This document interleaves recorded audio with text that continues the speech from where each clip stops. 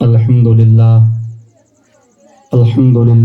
کفا وسلام علی عبادہ الذین اصطفیٰ اما بعد فاعوذ باللہ من الشیطان الرجیم بسم اللہ الرحمن الرحیم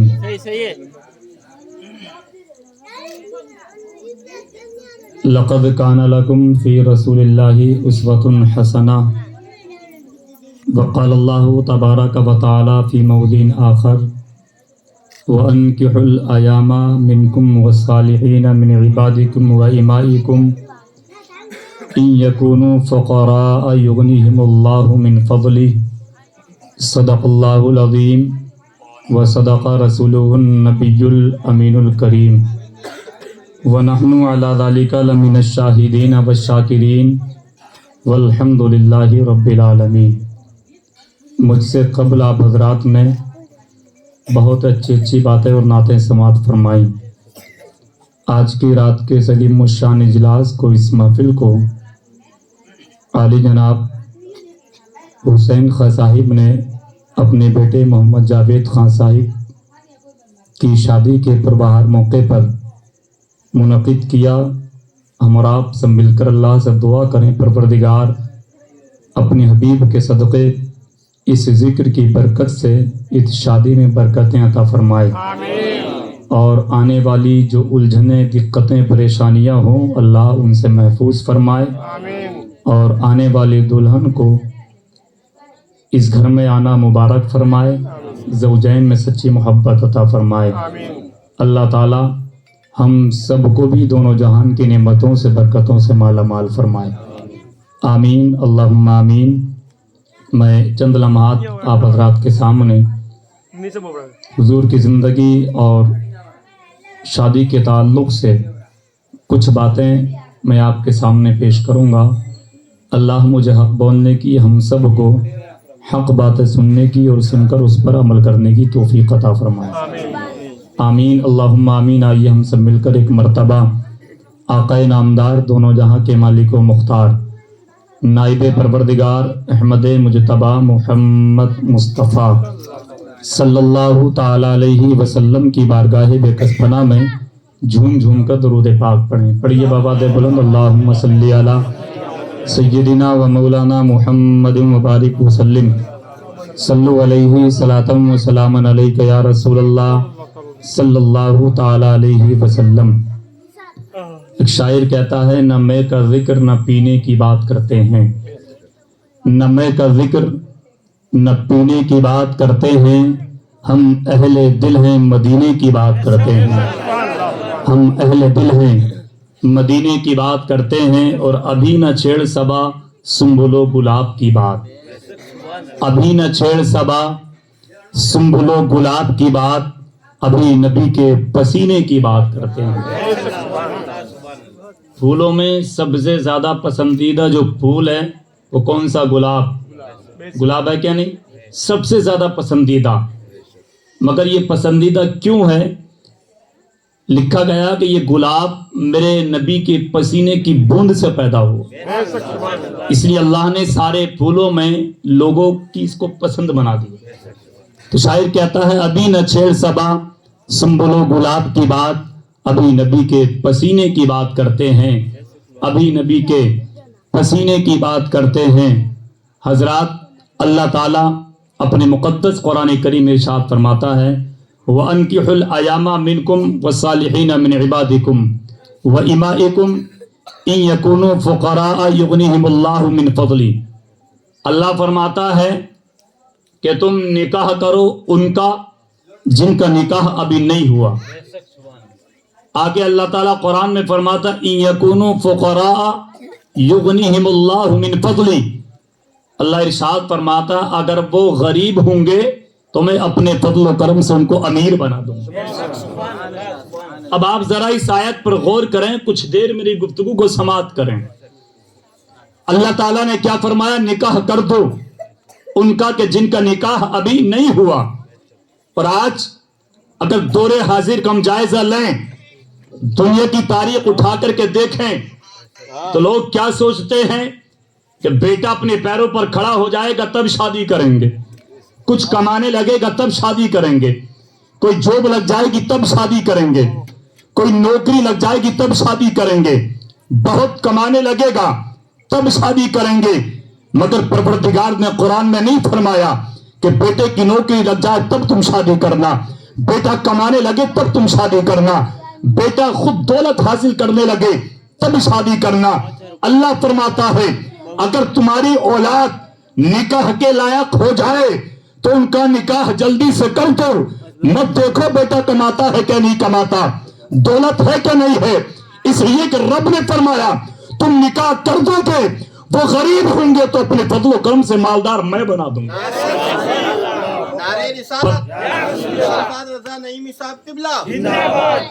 پتہ یہ چلا کہ بعد نکاح پروردگار اپنے فضل و کرم سے دولت خود عطا فرما دے، کیونکہ یہ رب نے قرآن میں فرمایا اور اللہ کا کلام جھوٹا نہیں ہو سکتا۔ اور ایک حدیث پاک میں آتا نکاح 4 باتوں کی وجہ سے کیا جاتا۔ کتنی؟ 4 باتیں حدیث پاک میں بیان کی گئی۔ پہلی چیز دولت کی بنیاد پر نکاح کیا جاتا، دوسری حسن و جمال یعنی خوبصورتی کی بنیاد پر نکاح کیا جاتا، تیسری چیز خاندان کی بنیاد پر نکاح کیا جاتا، چوتھی چیز دینداری کی بنیاد پر۔ مگر حجت الاسلام امام غزالی رحمت اللہ تعالی علیہ ارشاد فرماتے ہیں کہ جس نے اپنی بیٹی کے لیے یا بیٹے کے لیے سب سے پہلے نکاح میں دولت کو دیکھا یا حسن و جمال کو دیکھا یا بڑے خاندان کو دیکھا، ہو سکتا ہے پروردگار اسے کچھ بھی عطا نہ فرمائے۔ اور جس شخص نے سب سے پہلے دولت کو نہیں دیکھا، اس نے حسن و جمال کو نہیں دیکھا، بڑے خاندان کو نہیں دیکھا، سب سے پہلے دینداری کو دیکھا ہے تو آقا فرماتے ہیں پروردگار اسے سب کچھ عطا فرما دے۔ یعنی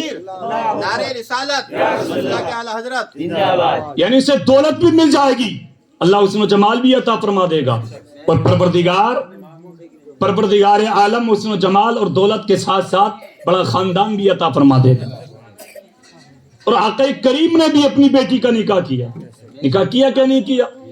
اسی میں ایک جملہ کہتا ہوں، آج اگر ہم بیٹی دیکھنے کے لیے جائیں اپنے بیٹے کے لیے یا بیٹی کے لیے بیٹا دیکھنا جائیں تو یہ نہیں دیکھیں دنیاوی تعلیم یافتہ ہے کیا نہیں ہے، وہ دولت والا ہے کہ نہیں ہے، بلکہ ہم دیکھیں اگر بیٹے کے لیے بیٹی دیکھنا جائیں تو دیکھیں کہ نماز پڑھتی ہے کہ نہیں پڑھتی ہے، روزے دار ہے کہ نہیں ہے، قرآن پڑھنا جانتی ہے کہ نہیں جانتی، دیندار ہے کہ نہیں ہے۔ علماء فرماتے ہیں اگر آپ نے دیندار لڑکی کو اپنے بیٹے کے لیے دیکھا ہے تو جس دن وہ دیندار بیٹی تمہارے گھر پہ آئے گی اللہ تعالیٰ اس گھر کی 10 گنا رحمتوں کو بڑھا دیتا۔ کتنی 10 گنا رحمتیں بڑھا دی جاتی ہیں اس گھر کی کہ جس گھر میں دیندار بیٹی آتی ہے۔ میرے آقا نے بھی اپنی بیٹی کا نکاح کیا، کس کے ساتھ کیا؟ حضرت علی کے ساتھ، حضرت علی رضی اللہ تعالی عنہ کے ساتھ۔ اور حضرت علی مالدار نہیں تھے، ہے نا، اتنے غریب تھے کہ مہر ادا کرنے بھی ان کے پاس پیسے نہیں تھے۔ آپ اندازہ لگائیے، رہنے کے لیے خود اپنا مکان نہیں تھا، 2 وقت کے کھانے پینے کا انتظام صحیح طریقے سے ان کے پاس نہیں تھا۔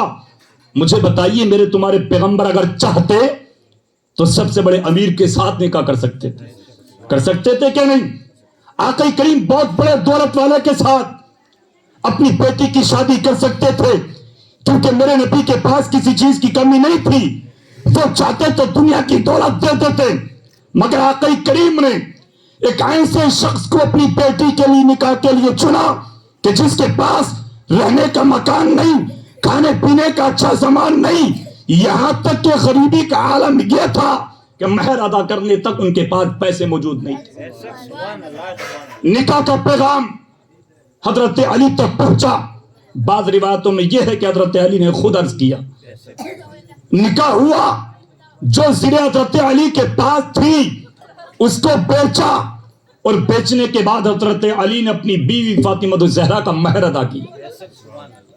اور معلوم ہے بعد نکاح جب میرے نبی کی بیٹی خاتون جنت حضرت فاطمہ الزہرا اپنے باپ سے رخصت ہوئی تو آقا کریم نے ایک جملہ ارشاد فرمایا تھا، بیٹی آج تم میرے گھر سے جا رہی حسین، میرے گھر سے جانے کے بعد جب اپنے شوہر کے گھر پہنچ جائے گی تو وہاں جا کر پروردگار کی عبادت بھی کرنا، اپنے شوہر کی اطاعت و فرما برداری بھی کرنا۔ نعرہ رسالت، نہ رب کی عبادت میں کمی ہو نہ شوہر کی اطاعت میں کمی ہو، دونوں کام ہونے چاہیے۔ بیٹی چلی باپ کے گھر سے، رخصت ہوئی ادھر علی کا حجرہ، ایک جانب نبی کا حجرہ۔ علماء فرماتے ہیں مسجد نبوی کے اندر یہ نکاح ہوا، اسی لیے مسجد میں نکاح ہونا آج بھی مستحب اچھی بات ہے، اور اگر نہیں ہو کہیں اور جگہ بھی ہو جائے تو کوئی حرج کی بات نہیں۔ مسجد نبوی کے اندر نکاح ہوا، ایک جانب نبی کا حجرہ، ایک جانب علی کا حجرہ۔ باپ کے گھر سے رخصت ہو کر جب آقا کریم کی بیٹی اپنے شوہر حضرت علی کے گھر پہنچی تو پہلی رات کٹ گئی، میرے نبی کی بیٹی کو کھانا نہیں ملا۔ دوسرا دن گزرا، نبی کی بیٹی کو کھانا نہیں ملا۔ تیسرے دن کے بعد اس نئی نویلی دلہن کے لیے کھانا آیا، اس نے کھایا اور خدا کا شکر ادا کر کے زمین پر مصلے کو بچھایا، 2 رکعت نماز نفل عطا فرمائی اور دعا کی، پروردگار اب تک اپنے باپ کے گھر یعنی تیرے نبی کے گھر تھی، اب اپنے شوہر کے گھر آ گئی ہوں، اے مولا میری ساری زندگی سے میرے شوہر حضرت علی کو راضی کر دے۔ اب اندازہ تو لگائیں کھانا کتنے دن میں ملا؟ 3 دن میں۔ مجھے ایمانداری سے بتائیے آج اگر نئی نویلی دلہن کو 1 دن کھانا نہ ملے، میں 3 دن کی بات نہیں کرتا، 1 دن کھانا نہیں ملے، حالات ہم اور آپ سب جانتے کیا ہوگا۔ خیر نہیں 1 دن کھانا نہیں ملنے پر، ادھر نبی کی بیٹی کو 3 دن کھانا نہیں ملا، مگر دعا کس کے لیے کہ مولا میرے شوہر کو میری زندگی سے راضی کر دینا۔ ایک وہ وقت بھی آیا، ایک وہ وقت بھی آیا حضرت فاطمہ الزہرا کے سامنے کہ نبی کی بیٹی کو مسلسل 7 دن کا فاقہ ہوا۔ کتنے دن کا؟ 7 دن کا فاقہ، نہ کھانے کو ملا نہ پینے کو ملا، گھر میں کام کرتے کرتے ہاتھوں کی کھال کٹی، گوشت کٹا، ہڈیوں سے خون بہنے لگا میرے نبی کی بیٹی کے ہاتھوں سے، ہاتھوں کی کھال کٹ گئی، چکی چلاتے چلاتے پیٹ پر مشکی سے پانی کا لادتے لادتے نشان پڑ گئے۔ 7 دن فاقہ، حضرت علی کا قدم گھر کے اندر نہیں آیا، حضرت علی شرم کی بنیاد پر مکان کے اندر نہیں آئے۔ تاریخ میں لکھا جب کچھ لمحات کے بعد حضرت علی کا قدم مکان کے اندر آیا، اور جیسے نبی کی بیٹی نے اپنے شوہر حضرت علی کو آتا ہوا سامنے سے دیکھا تو 7 دن کے فاقے کو غور نہیں کیا، ہاتھوں کی کھال کٹی نہیں دیکھا، بلکہ محبت کے ساتھ اپنے قدموں کو آگے کو بڑھایا، کھڑے ہو کر شوہر کا استقبال کیا اور مسکرا کر اپنے شوہر کو سلام کر لیا۔ اب اندازہ لگائیے جس گھر میں 7 دن کا فاقہ ہو اور کام کرتے کرتے ہاتھوں کی کھال کٹ گئی ہو، گوشت کٹ گیا ہو، خون بہنے لگا ہو، مجھے بتائیے وہ بیوی شوہر گھر میں آئے تو سلام کر لے۔ ایک بات میں آپ کو بتاؤں، اب یہ نہ سمجھے آپ کہ صرف بیوی ہی کے اوپر فرض ہے سلام کرنا، شوہر کو بھی چاہیے باہر سے آئے گھر میں بچے ہوں بیوی ہو تو سلام کرے، بیٹوں کو بھی چاہیے گھر میں داخل ہو ماں باپ کو سلام کرے، بیٹیوں کو چاہیے گھر میں داخل ہو گھر والوں کو سلام کریں۔ آقا فرماتے تمہارے گھر میں کوئی بھی نہ ہو تب بھی تم سلام کرو، سبحان اللہ، تب بھی سلام کر کے جاؤ۔ حضرت فاطمہ الزہرا نے شوہر کو آتا ہوا دیکھا، 7 دن کے فاقے کو نہیں دیکھا، ہاتھوں کی کھال کٹی، گوشت کٹا، خون بہا، کچھ نہیں دیکھا، محبت کے ساتھ اپنے شوہر کو سلام کرے۔ مجھے بتائیے فاقہ ہو 7 دن کا اور بیوی شوہر کو سلام کر لے تو دل کو تسلی پہنچے گی کیا نہیں؟ سکون ملے گا کیا نہیں؟ حضرت علی کے دل کو سکون ملا، اندر گئے، آپ نے ارشاد فرمایا میری بیوی ہاتھوں کی کھال کٹ گئی، گوشت کٹ گیا، خون بہنے لگا، پھر بھی گھر میں کام کر رہی ہو، مجھے بتا دیا ہوتا۔ نبی کی بیٹی خاتون جنت حضرت فاطمہ الزہرا نے عرض کیا میرے سرتاج ہاتھوں کی کھال کٹ گئی یہ گوارا ہے، گوشت کٹ گیا یہ گوارا ہے، خون بہنے لگا یہ گوارا ہے، 7 دن کا گھر میں فاقہ ہے یہ گوارا ہے، مگر میں تم کو بتا دیتی تم پریشان ہو جاتے، میں دنیا کی ہر تکلیف کو برداشت کر سکتی ہوں مگر شعا کو تکلیف دی جائے کسی حال میں برداشت نہیں کر سکتی۔ آپ اندازہ لگائیے، مجھے بتاؤ ایمانداری کے ساتھ جس گھر میں اس انداز میں اگر زندگی گزاری جائے کبھی اس گھر میں جھگڑا ہوگا؟ نہیں ہوگا نا۔ آج میں آپ کو علی اور فاطمہ کی زندگی بتاؤں گا کیسے گزری ہے، بات تو آپ کے سمجھ میں آ رہی ہے نا؟ 7 دن کا فاقہ، حضرت علی باہر نکل گئے مدینے کی گلیوں میں، جانے کے بعد دیکھا تو میرے آقا کریم باندیاں بانٹ رہے تھے۔ میں عام زبان میں آپ کو بتا دوں، نوکرانی خادمائیں آقا کریم بانٹ رہے تھے، تقسیم کر رہے تھے۔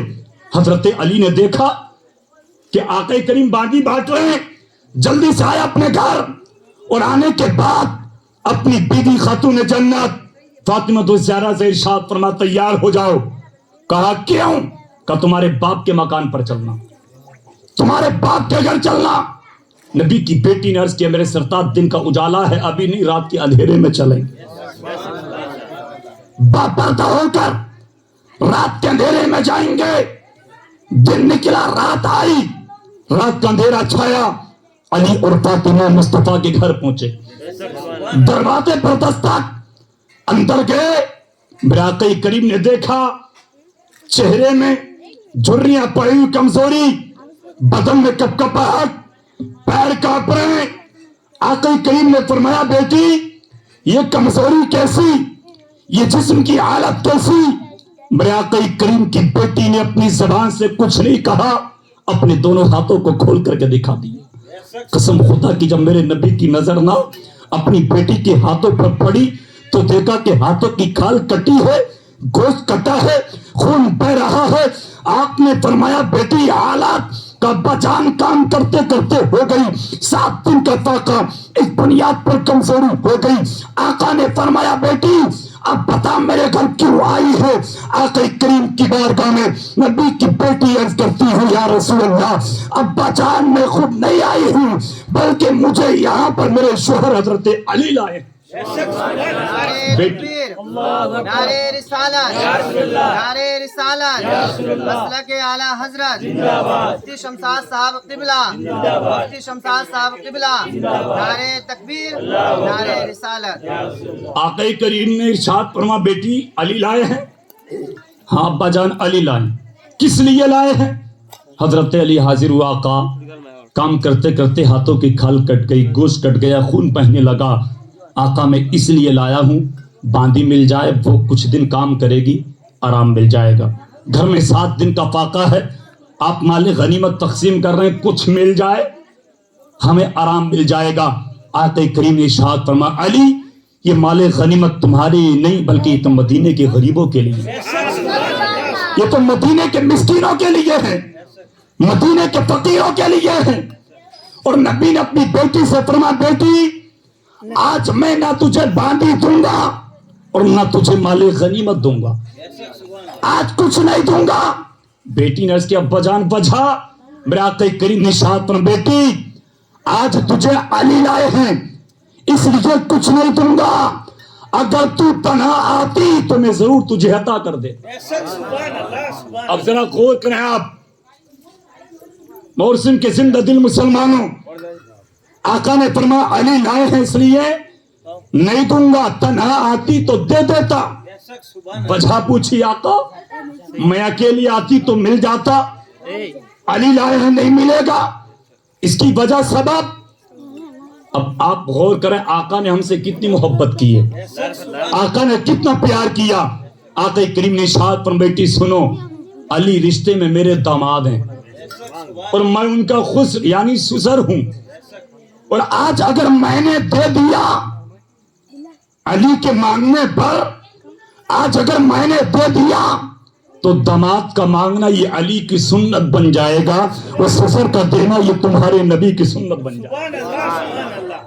آج میں تو دے سکتا ہوں کسی چیز کی کمی نہیں، مگر بیٹی اگر کل دنیا میں کوئی داماد میرے غریب امتی کے دروازے پر چلا گیا اور کہنے لگا دو کیونکہ علی نے مانگا تھا، نبی نے دیا تھا. آج میں آیا ہوں علی کی سنت ادا کرنے، مانگنے کے لیے. تم کو نبی کی سنت کو ادا کرو. اے میری بیٹی، اگر میرا غریب امتی نہ دے سکا وہ رسوا ہو جائے گا، ذلیل ہو جائے گا. اے میری بیٹی، آج میں تمہاری تکلیف کو برداشت کر سکتا ہوں، مگر کسی غریب امتی کو رسوا کر دیا جائے، یہ تمہارا باپ رب کا نبی کسی حال میں گوارا نہیں کر سکتا. اندازہ تو لگائیے میرے نبی نے خیال کس کا کیا؟ ہم غریبوں کا. آقا نے فرمایا بیٹی آج میں تو تجھے دے سکتا ہوں، مگر کل میرا غریب امتی نہ دے سکا. اور وہ مانگنے گیا داماد کے دو، کیونکہ علی نے مانگا تھا اور نبی نے دیا تھا. آج آپ بھی دو. وہ نہیں دے سکا، غریب ہوا اور رسوا ہو جائے گا، میری سنت کو ادا نہیں کر پایا. تو بیٹی میں آج تمہاری تکلیف کو برداشت کر سکتا ہوں، مگر میں غریب امتی کو رسوا نہیں ہونے دے سکتا. تو اندازہ لگائیے کس کا خیال کیا ہمارا. گردن جھکا کر بیٹھ گئے. آقا نے فرمایا علی فاطمہ چلے جاؤ. جانے لگے. مصطفیٰ نے فرمایا فاطمہ ایک بیٹی باپ کے گھر آئی ہے تو باپ کچھ نہ کچھ ضرور عطا کرے گا. اب آقا نے دیا کیا؟ دولت نہیں دی، زمین و جائیداد نہیں دیا، سونا چاندی نہیں، کپڑے نہیں دیے، کھانے کا سامان نہیں دیا. بیٹی نے دامن کو پھیلا دیا. باپ نے روکا ہے تو دیں گے. آقا نے فرمایا بیٹی دامن چھوڑ، میں دولت نہیں دوں گا، میں تجھے کھانے پینے کا سامان نہیں دوں گا. آقا کیا عرض کریں گے؟ آقا نے فرمایا قیمتی تحفہ. مصطفیٰ کی بارگاہ میں عرض کرتی ابا جان کیا؟ آقا نے فرمایا بیٹی آج میں تجھے یہ تحفہ دے رہا ہوں، گھر جانے کے بعد ہر فرض نماز کے بعد 33 مرتبہ اپنی انگلیوں کے نشان پر سبحان اللہ پڑھنا، 33 مرتبہ الحمدللہ پڑھنا، 34 مرتبہ اللہ اکبر پڑھنا. یہی وہ تسبیح فاطمہ ہے آج ہم اور آپ بھی ہر فرض نماز کے بعد پڑھا کرتے ہیں. بیٹی نے اس کی ابا جان ملے گا کیا؟ کیا بیٹی چلی جا بتا دوں گا. پھر کیا ملے گا؟ بیٹی رخصت ہو گئی. آقا نے دعا کے لیے ہاتھوں کو اٹھا دیا.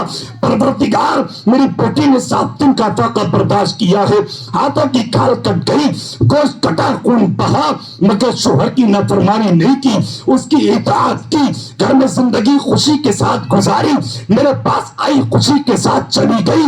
مولا کبھی میری بیٹی کو فاقہ مت کرنا. نبی کی دعا کرنا تھا کہ اس وقت سے لے کر پروردگار نے کبھی بھی نبی کی بیٹی کو فاقہ نہیں دیا، اور مقام اتنا بڑا دے دیا کہ تمام جنتی عورتوں کا سردار بنا دیا.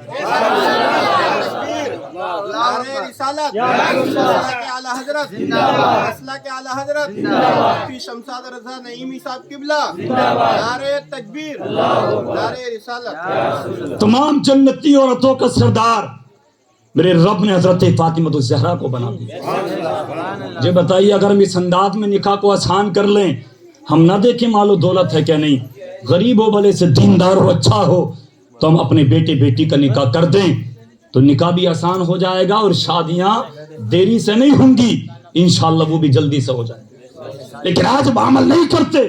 میں تاریخ ایک فرق اور آپ کے سامنے پیش کر دوں، زندگی اٹھا کر دو، دیکھیں ذرا ہم اور آپ ہسٹری کو پڑھیں تو صحیح. میرے نبی کی بیٹی کی جو چادر تھی نا سر پر اوڑا کرتی تھی، تاریخ میں لکھا 72 پیبند لگے تھے اس میں. کتنے؟ 72. آج میں اپنی بات کہوں آپ اپنی بات کریں. ایک شادی میں ایک جوڑا پہن لیا تو دوسری شادی میں اس جوڑے کو پہننے کو تیار نہیں ہے. پھٹنا تو دور کی بات ہے، پیبند لگا کر پہننا تو دور کی بات. 72 پیبند. ایک دن علی کا قدم گھر کے اندر آیا تو حضرت فاطمہ رو رہی تھی، آنکھوں میں آنسو تھے. آپ نے ارشاد فرمایا بیوی رونا کی وجہ، رونے کی وجہ آپ رو کیوں رہی ہیں؟ رونے کا سبب میرے سرتاج جو چادر اوڑھ کر میں اللہ کی عبادت کرتی ہوں نا وہ پھٹ گئی. پہلے سے پیبند لگے اور پھٹ گئی.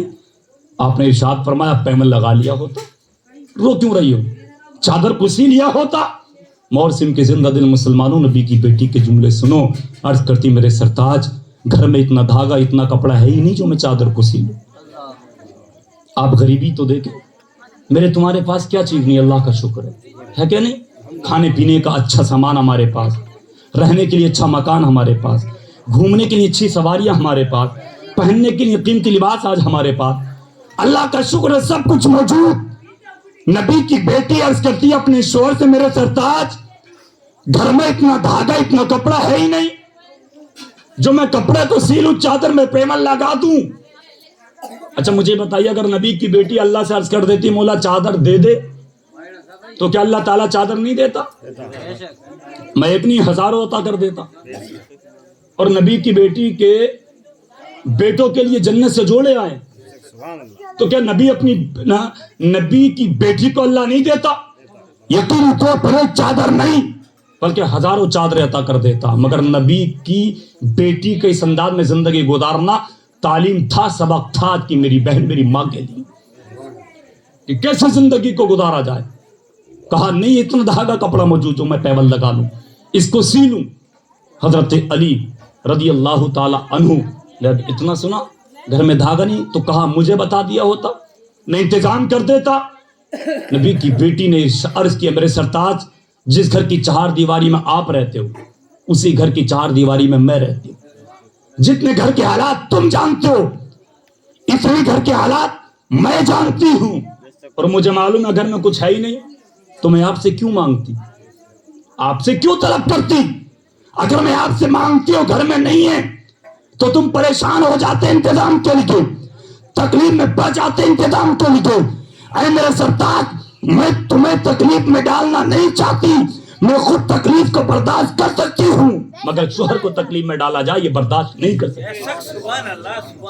مجھے بتائیے اگر آج کی میری بہن میری ماں اسی انداز میں زندگی کو گزارے کہ شوہر کی اطاعت کریں گے فرما برداری کریں گے گھر کی چہار دیواری میں رہیں گے ہر مال کی حفاظت کریں گے تو کبھی گھر میں جھگڑا ہوگا نہیں ہوگا.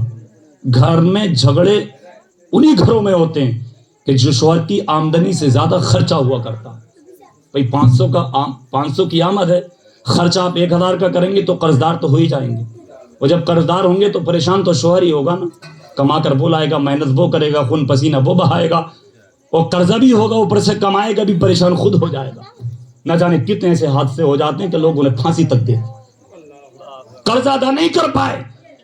اور شوہر کو بھی چاہیے اپنی بیوی کے حقوق ادا کرے کہیں نافرمانی نہیں کرے.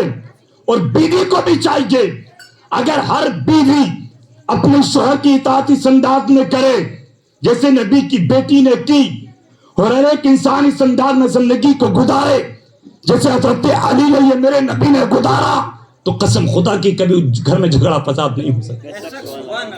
ہمیشہ اللہ تعالیٰ ان گھروں میں خوشحالی عطا فرمائے ہمیشہ خوشحالی عطا فرمائے گا. میرے آقا کریم حضور نبی کریم صلی اللہ تعالیٰ علیہ وسلم کی زندگی اٹھا کر کے دیکھ لیں. آقا کریم کی زندگی کو اللہ نے ہمارے اور آپ کے لیے نمونہ بنایا. سمجھ رہے ہیں ہمارے اور آپ کے لیے نمونہ بنایا کہ نبی کے طریقے پر زندگی کو گزارا جائے. اور آقا کی زندگی کا ایک سبق ایک پہلو آپ کے سامنے میں پیش کر دوں. نبی کی مکمل زندگی کو اگر ہم اٹھا کر کے دیکھیں بہت بڑی بات ہے. صرف ایک پہلو پر اگر ہم نے اور آپ نے عمل کر لیا ایک پہلو پر تو اس دنیا سے بہت سارے گناہ ختم ہو جائیں گے بہت ساری برائیاں بہت سارے جرائم مٹ جائیں گے. آپ کہو گے کیا؟ تو میرے نبی کی زندگی کے ایک پہلو یہ ہے میرے آقا نے فرمایا کہ تم دنیا میں ایسی زندگی گزارنا کہ تمہاری ذات سے کسی کا دل نہ ٹوٹ جائے تمہاری ذات سے کسی کو تکلیف نہیں پہنچ جائے کسی کو تکلیف نہیں پہنچے. یہ میرے آقا نے فرمایا. آقا فرماتے ہیں غیر بھی تمہارے دروازے پر آئے بھوکا ہو تو کھانا کھلا دو پیاسا ہو تو پانی پلا دو. یہ میرے نبی کی تعلیم میرے نبی کا سبق ہے. اور یہ تاریخ اٹھا کر کے دیکھیں جب میدان کربلا کا پورا واقعہ ہوا نا میدان کربلا کا اور جب جانثار شہید ہوئے خود امام حسین بھی شہید ہو گئے تو اس کے بعد شمر کہ جس نے امام حسین اور دیگر ان لوگوں کو شہید کیا یہ ابن زیاد دو روایتیں ملتی ان میں سے کوئی ایک جب مختار ثقفی نے چڑھائی کی لوگوں کو مارا تو یہ بھاگا اور بھاگنے کے بعد اتفاق سے مدینہ منورہ میں داخل ہو گیا. اور اتفاق کی بات یہ دیکھیں جب یہ بچنے کے لیے چھپنا چاہا تو جس خیمے کے اندر گیا وہ خیمہ حضرت امام زین العابدین کا تھا. سبحان اللہ. حضرت امام زین العابدین کون؟ حضرت امام حسین کے بیٹے. اور یہی بچے تھے جب واپس آئے تھے یہی بچے تھے کچھ عورتیں بچی تھی انہی کے سامنے سب کو شہید کیا گیا. اور وہ ظالم کہ جس نے شہید کیا وہ خیمے کے اندر آیا، اور آنے کے بعد امام زین العابدین مصلی پر بیٹھے عبادت کر رہے ہیں، نماز ادا کر رہے ہیں.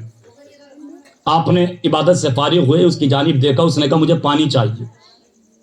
پانی مانگا، پانی آپ نے پیالے کو اٹھایا، گھڑے کے پاس پہنچے اور پانی پیالے میں کیا اور اس کو پیش کر دیا. سبحان اللہ. پلانے کے بعد فرمائے اور پیو گے؟ اور پیوں گا. دوسری مرتبہ دیا، تیسری مرتبہ دیا، 3 مرتبہ پانی دیا، اور وہ پانی پینے کے بعد خیمے سے باہر نکلا اور پھر سوچنے لگا امام زین العابدین نے مجھ کو پہچانا نہیں، تبھی تو پانی دے دیا. واپس آیا خیمے میں اور آنے کے بعد بولا اے امام زین العابدین کہ تم نے مجھے پہچانا نہیں. اتنا کہنا تھا. شواہد النبوہ میں لکھا کہ حضرت امام زین العابدین کی آنکھوں میں آنسو آ گئے، رونے لگے، اور اتنا روئے کہ آنسو آنکھ سے بہہ کر زمین پر گرنے لگے اور کہنے لگے نادان، تو پہچاننے کی بات کرتا، تو نے 6 مہینے کی اصغر کو شہید کر ڈالا، تو نے جوان علی اکبر کو شہید کر ڈالا، حضرت امام حسین کو شہید کیا، تم لوگوں نے اول محمد کو شہید کیا، تم لوگوں نے نہ جانے کتنے جانثار ہمارے شہید کر دیے، تو پہچاننے کی باتیں کرتا. علی اکبر کی لاش پر گھوڑے توڑائے گئے، میں تجھ کو نہیں بھول سکتا. جب تو خیمے کے اندر آیا تھا تجھ کو میں نے پہلی نظر میں پہچان لیا تھا. تو یہ ابن زیاد بولا اے امام زین العابدین اگر پہچان لیا تھا تو ہم نے تو تم کو پانی نہیں دیا، ہم نے تو تم کو قتل کیا، مارا، مگر تم نے پانی کیوں پلایا؟ تو امام زین العابدین کے جملے تھے اے نادان سن، پانی کا نہ دینا یا بھوکوں کو نہ کھلانا یہ تیرے جیسوں کا کام ہے، اور بھوکوں کو کھانا کھلا دینا، پیاسوں کو پانی پلا دینا یہ میرے نعرہ محمد مصطفیٰ کے غلاموں کا کام ہے. نعرہ رسالت، مسلک اعلی حضرت، مسلک اعلی حضرت. تو میرے آقا نے ایک تعلیم دی، ایک سبق دیا. اگر غیر بھی آ جائے، نہیں کوئی مسلم نہیں غیر مسلم آپ کے دروازے پر آ جائے بھوکا ہو، آقا فرما دو اس کو کھلا دو. مذہب نہ دیکھو، پیاسا ہو تو پلا دو، اس کا مذہب اپنے ساتھ، آپ کا اپنے ساتھ. لیکن اگر بھوکا پیاسا پریشان ہے تو اس کی پریشانی کو دور کر دو. آقا نے فرمایا تمہارا دل، تمہاری ذات سے کسی کو تکلیف نہ پہنچ جائے، دل ٹوٹ نہ جائے، ایسی زندگی گزارو. مجھے بتائیے اگر میں نے اور آپ نے یہ دل میں پختہ ارادہ اور فیصلہ کر لیا کہ کبھی کسی کو ستائیں گے نہیں، کبھی کسی کو دکھ نہیں دیں گے، کبھی کسی کو تکلیف نہیں پہنچائیں گے، تو مجھے بتاؤ برائیاں ختم ہوں گی نہیں ہوں گی؟ یقینی طور پر ختم ہو جائیں گے. میری اپنی سوچ کے اعتبار سے تو سب سے بڑی کمی یہی ہے. ایک محاورہ، انسان اتنا اپنے دکھوں سے پریشان نہیں ہے جتنا دوسرے کے سکھ سے پریشان ہے کہ نہیں؟ آپ میری طرف توجہ رکھیے. کچھ دیر اور تک ہی سنیں گے، زیادہ دیر تو نہیں ہو گئی. اگر یہ ارادہ کر لیا نہیں ستائیں گے تو گناہ ختم ہو جائیں گے، برائیاں دور ہو جائیں گی. محاورہ، انسان اتنا اپنے دکھوں سے پریشان نہیں ہے جتنا دوسرے کے سکھ سے پریشان ہے. مکان بنا کیوں لیا، سواری کہاں سے خرید لی، قیمتی لباس کہاں سے پہننے لگا، دولت اس کے پاس آ کہاں سے گئی. نادان، تو نے یہ باتیں سوچنے سے بہتر یہ تھا کہ تو اللہ سے دعا کرتا مولا تو نے اس نے دیا اچھی بات تو مجھے بھی عطا کر دے، تو پروردگار خوش ہو کر تجھے بھی عطا کر دے.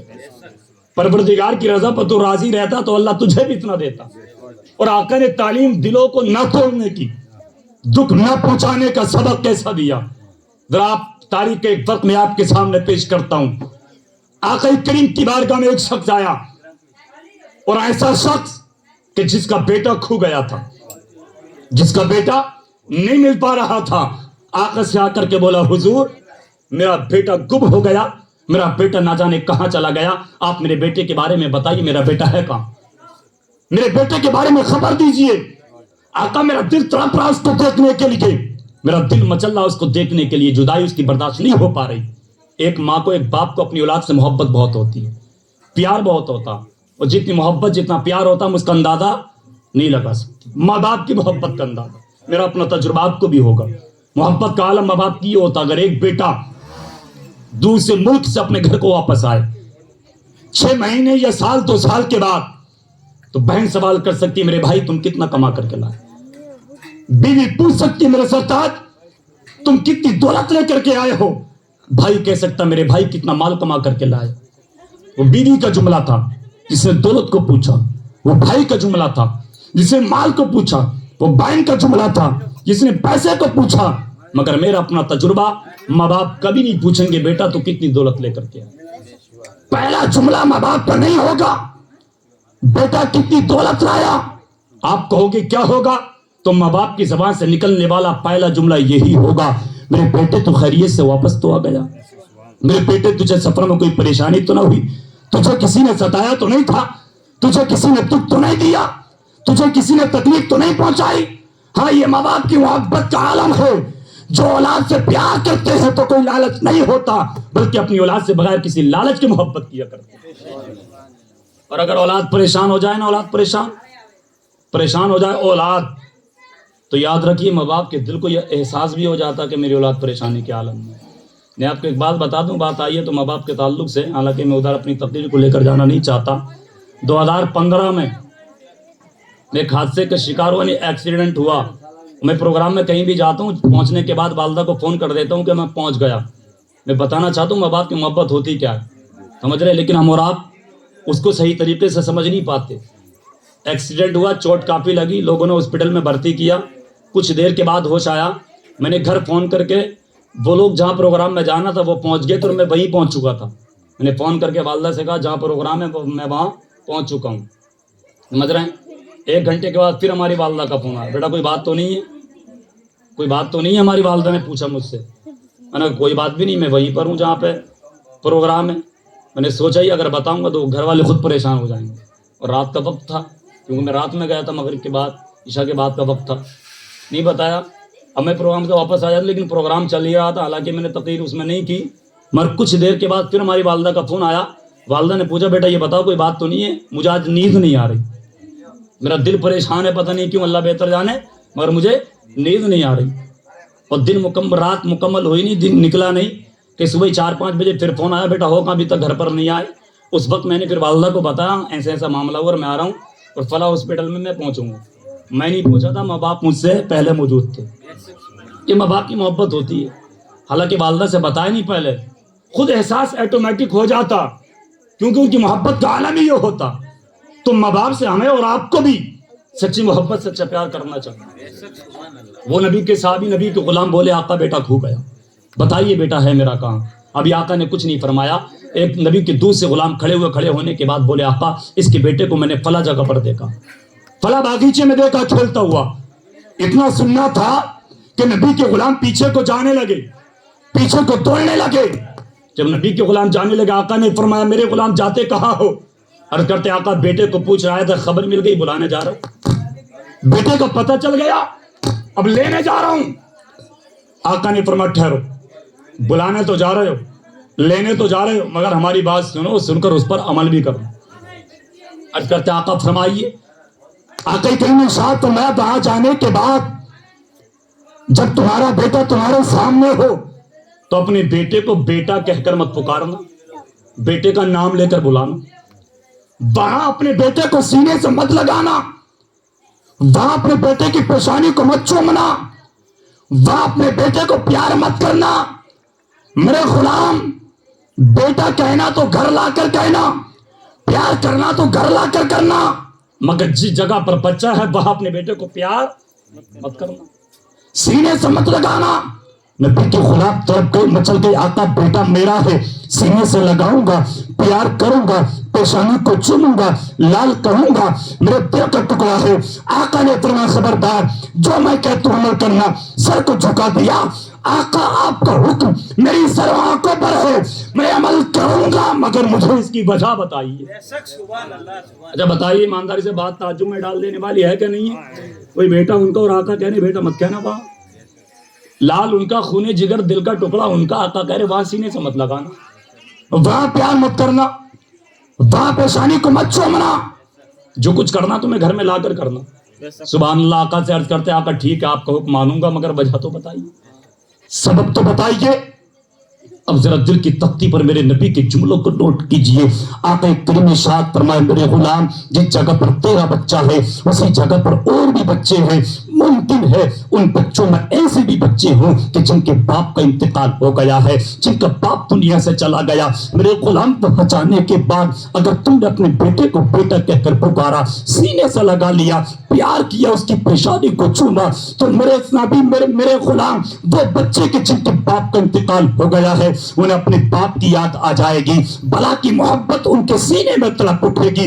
वो सोचने लगेंगे काश अगर आज हमारे बाप जिंदा होते, हमें ऐसे ही बेटा कह करके पुकारते, ऐसे ही सीने से लगाते, ऐसे ही प्यार करते, पेशानी को चूमते। मेरे गुलाम वो बच्चे जिनके बाप का इंतकाल हो गया है, उन्हें बाप की याद आएगी तुम्हारे प्यार को देखकर, उनका दिल टूट जाएगा। मैं मोहम्मद अरबी नहीं चाहता कि किसी के दिल को तोड़ दिया जाए, क्योंकि मैं दुनिया में आया हूं तो दिलों को तोड़ने नहीं बल्कि टूटे हुए दिलों को जोड़ने आया। मेरे आका की तालीम तो देखें, मेरे आका का सबक तो देखें, उठाकर तो देखें तारीख कि मेरे आका जंग करने गए थे ना, मक्का फतह हुआ था तो आका ने इरशाद फरमाया था, मेरे सहाबा दुश्मनों के बच्चों पर हमला मत करना, दुश्मनों की औरतें तुम्हारे सामने आए तो उन पर हमला मत करना, दुश्मनों के बूढ़े अगर तुम्हारे सामने आए तो हमला मत करना, और हमले की पहल अपनी तरफ से भी मत करना। हाँ, जाकर फौरन जंग के लिए जा रहे हैं, हालांकि दूसरी जानिब से भी लोग आ रहे हैं जंग के लिए, मगर आका फरमा रहे पहल तुम खुद मत करना, और अगर जंग शुरू भी हो जाए तो दुश्मनों के बच्चे सामने आए तो उनकी हिफाजत करना, औरतें सामने आए तो हिफाजत करना, उनके बूढ़े सामने आए तो हिफाजत करना। मैं मुझे बताओ जो नबी दुश्मनों के बच्चों की हिफाजत का हुक्म दे, उनकी औरतों की हिफाजत का हुक्म दे, उनके बूढ़ों की हिफाजत का हुक्म दे, वो नबी कब चाहेंगे आज उनका मानने वाला किसी की गर्दन को उड़ा दे, किसी की जमीन गस्ब कर ले, किसी का माल हड़प कर ले। यकीनी तौर पर अगर कोई किसी को सताएगा, कोई जुल्म करेगा, तो वो नबी के सच्चा गुलाम नहीं हो सकता। नबी के सच्चा गुलाम वही होगा जो हर हाल में हर कदम पर नबी की हर सुन्नत पर अमल करता नजर आए। नारे तकबीर, नारे रिसालत, मसलके आला हजरत मुफ्ती शमशाद साहब क़िबला, मुफ्ती शमशाद साहब क़िबला, नारे तकबीर, नारे रिसालत। जो नबी के हर तरीके पर अमल करता नजर आएगा। और ये भी मेरे आका का फरमान है, कोई औरत अपने शोहर की इजाजत के बगैर अपने घर से कदम को नहीं निकाले। बेशक बेशक। अब मेरे नबी के फरमान पर अमल ना किया जाए तो यकीनी तौर पर कामयाबी नहीं मिल सकती। मैं एक आखिरी बात आपको बता दूं, फिर इंशाअल्लाह मैं अपनी तकरीर भी खत्म कर दूं। शोहर की इजाजत के बगैर घर से कदम औरत को नहीं निकालना चाहिए। और एक बात और मैं बताऊं, आज दौरे हाजिर में ऐसे भी मामला आते हैं, कुछ लोग, मैं सब की बात नहीं करता इल्ला माशाअल्लाह, मैं सब लोग एक जैसे नहीं है। सब लोग एक जैसे हो जाए तो दुनिया का निज़ाम भी धर्म भरम हो जाए ना, बिल्कुल बर्बाद हो जाए। अच्छे भी हैं बुरे भी हैं, दुनिया में सब जिंदगी गुजार रहे हैं। बराक़ी करीम हुज़ूर नबी करीम सल्लल्लाहु ताला अलैहि वसल्लम की बीवी हज़रत आयशा सिद्दीक़ा रज़ियल्लाहु ताला अन्हा से जब कोई पूछा करता था तुम्हारे शोहर कैसे हैं, तुम्हारे शोहर कैसे हैं, तो इरशाद फरमाया करती तो उसे मेरे शोहर को जानना चाहते हो, कान्ना होता तो कमर कहती जब मेरे आका मेरे शोहर मेरी आगोश में होते तो मुझे ऐसा लगता जैसे आसमान से चांद का टुकड़ा आ गया। यानी तारीफ करती हैं। किसी ने अखलाक के बारे में पूछा तुम्हारे शोहर के अखलाक कैसे हैं, हजरत आयशा कहती हैं मेरे शोहर के अखलाक गोया एक जानिब कुरान को रखा जाए, एक तरफ मुस्तफा के अखलाक को रखा जाए। गोया कि हजरत आयशा कहती है मेरे शोहर का अखलाक गोया के कुरान। तो आप मुझे बताइए बीवी किसकी तारीफ कर रही है, अपने शोहर की। एक दिन हजरत आयशा ने प्याले से पानी पिया, आका करीम ने इरशाद फरमाया ये बताओ तुमने प्याले से जो पानी पिया है वो किस जगह मुंह लगाकर पिया। अर्ज करते आका क्यों, मेरे आका मुस्कुराकर इरशाद फरमाते आज जिस जगह मुंह लगाकर पानी तुमने पिया है हमारा दिल चाहता उसी जगह मुंह लगाकर पानी हम पी लें। तो ये बीवी की मोहब्बत है। उधर बीवी भी तारीफ कर रही है शोहर की, इधर शोहर भी बीवी के सामने कह रहे जिससे पानी तुमने पिया हम पिएंगे। अब मुझे बताया गया आज दुनिया में हर औरत अपने शोहर की तारीफ कर दे, दो फायदे होंगे। पहला फायदा तो ये کہ نبی کی بیوی عائشہ کے طریقے پر عمل ہو جائے گا. دوسرا فائدہ یہ ہوگا کہ اس کا شوہر اس سے راضی ہو جائے اور شوہر بیوی کی تعریف کر دے. اس میں بھی 2 فائدے. پہلا فائدہ تو یہ کہ نبی کی سنت پر عمل ہو جائے گا. دوسرا فائدہ یہ ہے کہ اس کی بیوی اس سے راضی ہو جائے گی. اور آج تو میں نے بہت سے کو دیکھا اپنی بیویوں کی برائیاں دوسروں میں جا کر کرتے ہیں, اور کچھ بیویاں ایسی ہوتی ہیں جو اپنے شوہروں کی برائیاں اپنی سہیلیوں میں جا کر کرتی ہیں. اس سے جھگڑے کے علاوہ کچھ نہیں ہوتا. یہ چیزیں نہیں ہونی چاہیے. اللہ نے آپ کا نکاح ہو گیا, جوڑا قدرتی جو بنایا, نکاح ہو گیا تو آپ خوشحالی کے ساتھ زندگی گزاریے نا اس گھر میں. اللہ چاہے جس حال میں رکھے. بھئی دینے والا پروردگار, سب کچھ عطا کرنے والا پروردگار, وہ بھوکا رکھے تو ہم اس کی رضا پر راضی, وہ خوب اچھے کھانے کھلائے تو راضی. ہر حال میں تم خدا کا شکر ادا کر لو. اور نبی کی بیٹی کی زندگی کو سامنے رکھ کر زندگی گزار لو تو انشاءاللہ دنیا میں بھی خوشحال اور کل قیامت کے دن انشاءاللہ جنت کے حقدار ہو جائیں. تو میں یہ عرض کر رہا تھا کہ بیوی شوہر کی اجازت کے بغیر گھر سے قدم نہیں نکالے. یہ بات میں آپ کو بتا کر رخصت ہو جاؤں گا. اور ایک نبی نے اپنی بیٹی کے شادی کے موقع پر ایک وظیفہ کیا تھا, ایک عمل, وہ بتاؤں گا انشاءاللہ, اور بہت جلدی تقریر ختم ہو جائے گی. شوہر کی اجازت کے بغیر قدم گھر سے نہیں نکلے. اور جو عورت اپنے شوہر کی فرما برداری نہیں کرتی اللہ تعالیٰ اس کو جنت عطا نہیں فرمائے. کیونکہ کچھ عورتیں ایسی بھی ہوتی ہیں 5 سال شادی کو گزر گئے اور 4 سال اچھے گزرے اور 1 سال تھوڑی سی مطلب کوئی دکھ والی باتیں آ گئیں تو کہہ دیتی ہے زبان سے, جب سے ہم تمہارے گھر میں آئے پریشان. تم نے کھلائے کیا پلائے کیا, ہم نے دیکھا ہی کیا اس گھر میں آ کر, ہے نا, کہہ دیتی ہیں. نہیں کہنا چاہیے. رب کی رضا پر راضی رہنا چاہیے. ایک اسلام کی مقدس شہزادی, ایک اسلام کی مقدس عورت جس کا نکاح ایک نبی کے غلام کے ساتھ ہوا. بعد نکاح وہ نبی کا غلام ایک جنگ میں چلا گیا اور بیوی سے کہا جب تک میں نہ آؤں آپ گھر سے نہ جائیں. ادھر اس کی ماں کی طبیعت خراب, اسی لڑکی کی ماں کی طبیعت خراب اور طبیعت بگڑتی چلی گئی. اور تاریخ میں یہ لکھا ہے کہ انتقال باپ کا پہلے ہوا, باپ کی طبیعت خراب, سمجھ رہے, طبیعت بگڑتی چلی گئی. خبر پہنچی بیٹی تمہارے باپ کی طبیعت خراب ہے اور بہت خراب ہے, پتہ نہیں کب انتقال کر جائیں, کب سانسیں رک جائیں, چلو اپنے باپ کو جا کر کے دیکھ لو. اس وقت نبی حیات تھے, ظاہری اعتبار سے دنیا میں زندہ تھے. اس لڑکی نے کہا ابھی نہیں, میں اپنے نبی سے اجازت لے لو. کسی کو بھیجا, جاؤ میرے نبی سے کہو شوہر گھر پر نہیں ہے, خبر گھر سے آئی ہے باپ کی طبیعت خراب ہے, کیا میں چلی جاؤں باپ کو دیکھنے کے لیے. وہ قاصد گیا نبی کی بارگاہ میں, نبی سے بولا آقا اسلام کی مقدس شہزادی ہے, آپ سے اجازت چاہتی ہے کہ گھر کو چلی جائے باپ کو دیکھنے کے لیے, طبیعت خراب ہے, شوہر گھر پر نہیں ہے. میرا کوئی کریم نے ارشاد فرمایا جب تک شوہر نہ آ جائے یا شوہر کی اجازت نہ مل جائے اس وقت تک اپنے گھر سے قدم کو نہ نکال. اس لڑکی نے کہا جاؤ کہہ دینا جا کر نبی نے بھی منع کر دیا اور میں شوہر کی اجازت کے بغیر گھر سے قدم کو نہیں نکالوں گی. اللہ اکبر. باپ کی طبیعت بگڑتی چلے گی, حالات یہ ہوئے باپ کا انتقال ہو گیا.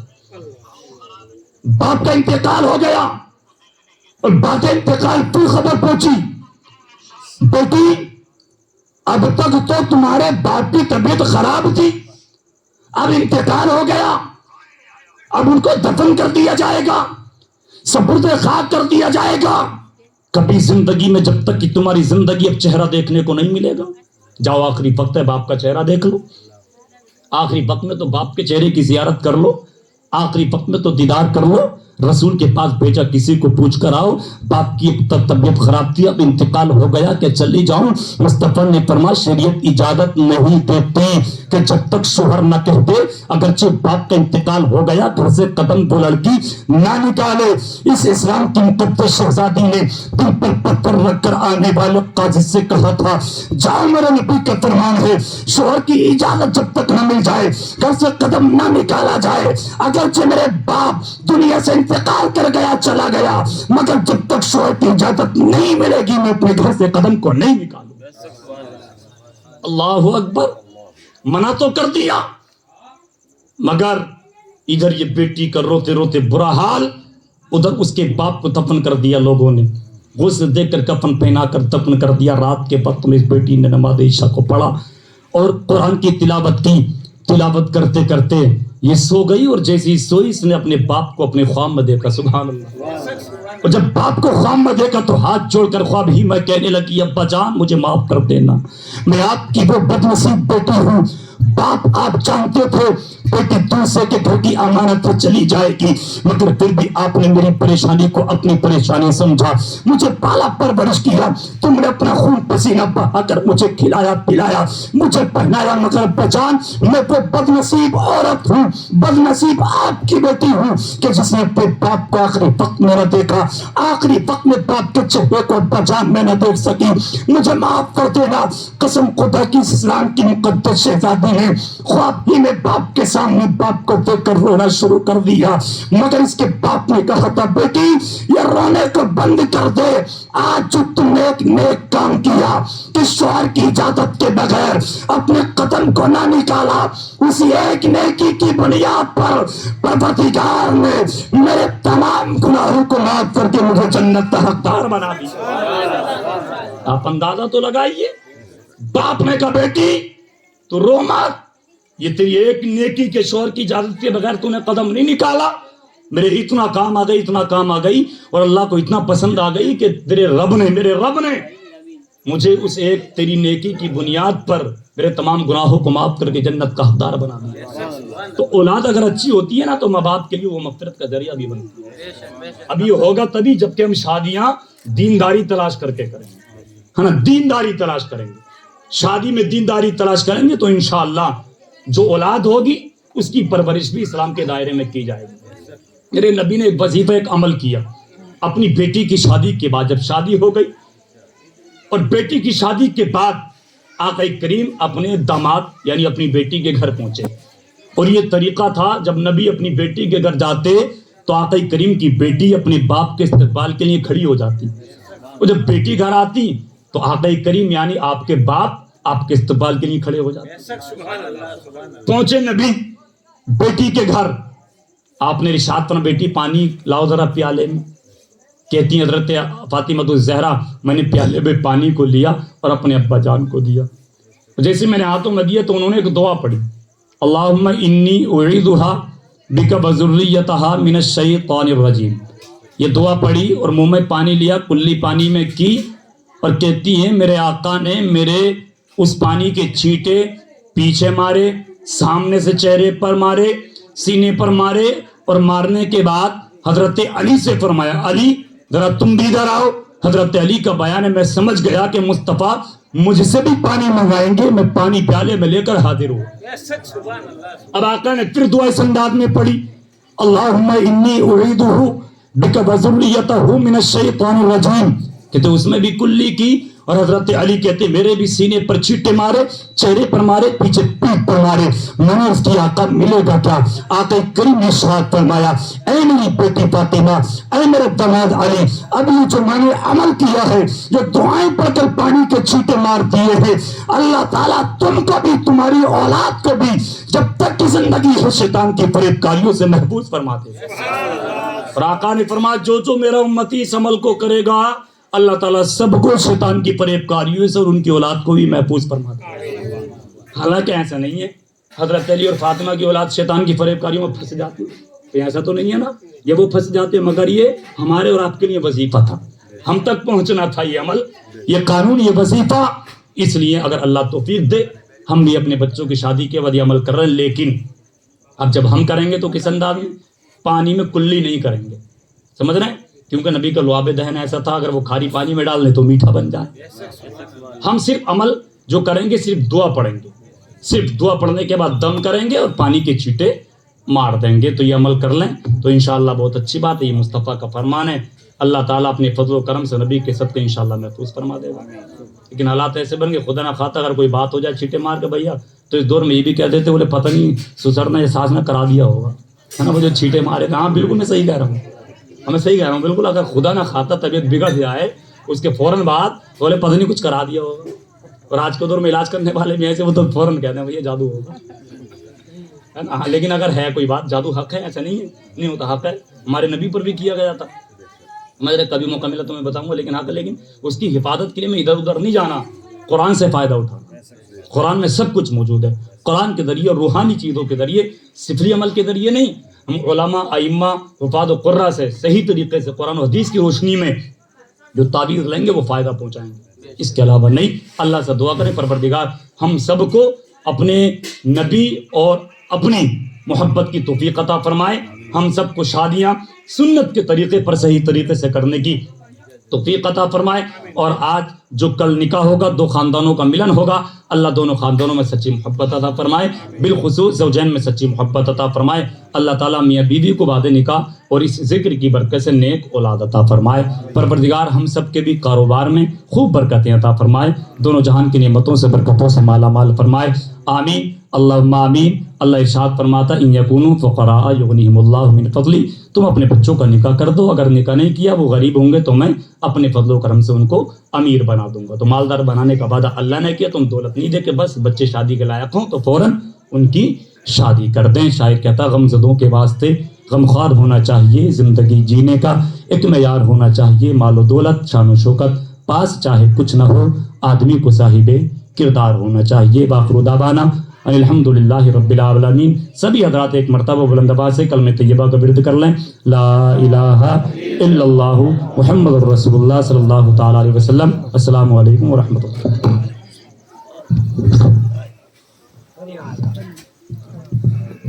مصطفیٰ جان رحمت پلا کو سلام، مصطفیٰ جان رحمت پلا کو سلام، شمع بز میں ہدایات پلا کو سلام، شہر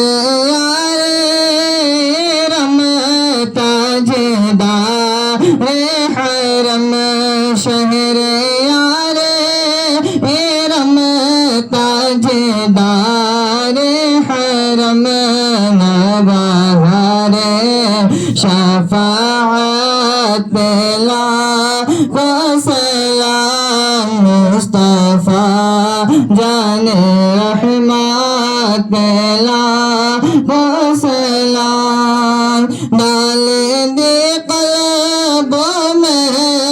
عظمت مصطفیٰ، ڈال دی قلبوں میں عظمت مصطفیٰ، سیدی اعلی حضرات پلا کو سلام، مصطفیٰ جان رحمت پلا کو سلام، مجھ سے خدمات قدسی کا ہے عرضہ، مجھ سے خدمات قدسی کا ہے عرضہ، مصطفیٰ جان رحمت پلا کو سلام، شمع بز میں ہدایات پلا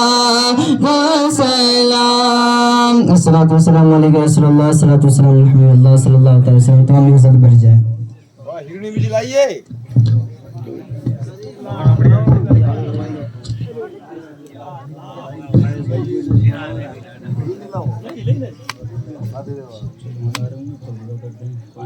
سبھی حضرات ایک مرتبہ تین مرتبہ قل هو اللہ شریف پڑھ لیں.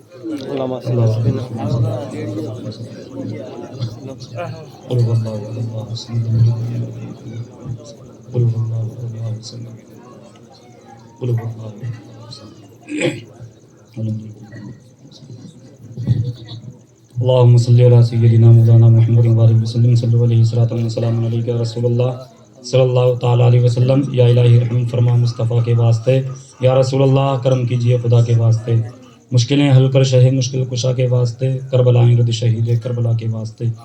پروردگار عالم تیری دی ہوئی توفیق سے تیرے حبیب پاک کا تیرے نیک بندوں کا ذکر کیا، جو بھی خطائیں جان کر بھول کر ہو گئیں اپنے فضل و کرم سے معاف فرما، اپنی بارگاہ میں اس کو قبول فرما، اس کا ثواب حضور صلی اللہ تعالی علیہ وسلم کی بارگاہ میں پیش کرنے قبول فرما. تمام پیغمبر، تمام اولیاء، شہداء، صالحین، صدیقین، خلفائے راشدین، ائمہ مجتہدین، ازواج مطہرات، صحابہ صحابیات کی بارگاہ میں پیش کرنے قبول فرما. کل مومنین مومنات کل مسلمین مسلمات کی ارواح کو پیش کرتے ہیں قبول فرما۔ یا اللہ ہم میں سے جن کے ماں باپ بھائی بہن رشتہ دار جو بھی اس دنیا سے انتقال کر گئے تو خوب جانتا ہوں، تمام کی روحوں کو پیش کر دیں قبول فرما، ان سب کی مغفرت فرما، ہم سب کو بھی آخرت کی تیاریاں کرنے کی توفیق عطا فرما، ہم سب کے گھروں میں جان و مال میں کاروبار میں علم و عمل میں عمروں میں برکتیں عطا فرما۔ مولا تو ہماری تمام نیک دلی جائز تمناؤں کو پورا فرما، ہمارے دلوں میں تو اپنے پیارے رسول کی سچی محبت عطا فرما، ہماری پیشانیوں میں اپنی سجدوں کی تڑپ عطا فرما، ہم سب کو عزت کی زندگی اور جب موت آئے تو عزت کی موت عطا فرما۔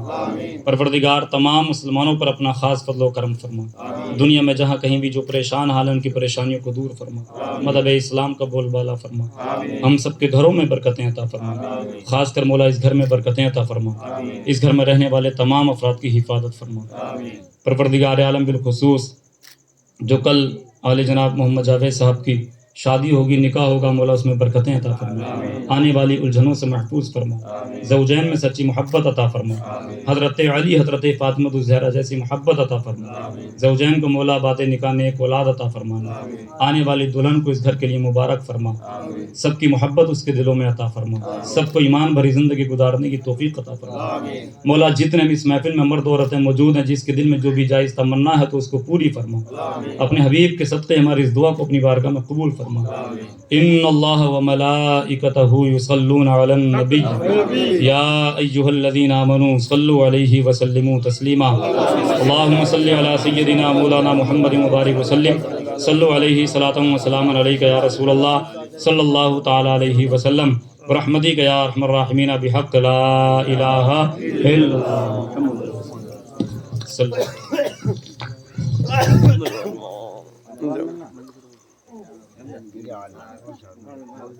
پانی پاؤ حضرت نے ہٹو